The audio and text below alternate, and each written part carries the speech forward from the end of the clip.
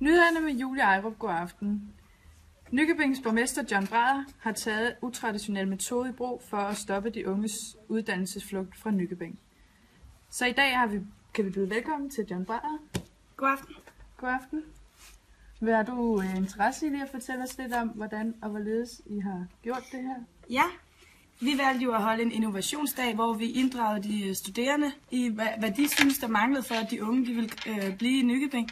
Her har de så snakket om, at de vil gerne have, at vi lavede en uddannelsesby med inspirerende bygninger, billige studielejligheder, fredagscafé og stor p-plads, opdateret teknologi og godt indeklima og en multihal, hvor alle uddannelserne de bliver samlet på ét sted.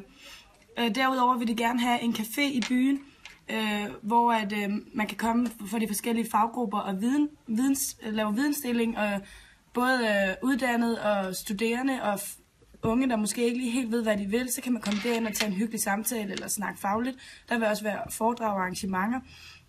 Derudover har det været meget vigtigt for de studerende med børn, at der blev en børnepasningsordning, hvor man kunne få passet sine børn på uddannelsesstedet, sådan så man både kan være familie og samtidig uddanne sig. Og det har vi så valgt at satse på. Og hvad så, hvis man for eksempel kommer fra Næstved og har kommunen der? Vi prøver på at få en ordning om, at kommunerne, det er ligegyldigt hvilken kommune du bor i, så du stadig kan have dine børn i Guldborgsund Kommune, selvom du kommer fra Næstved. Og hvad får I så ud af den her uddannelsesby?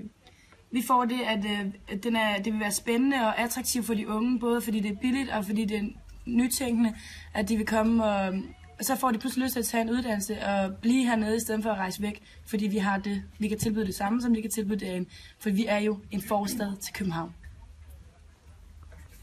Så siger jeg mange tak, John Brader. God aften.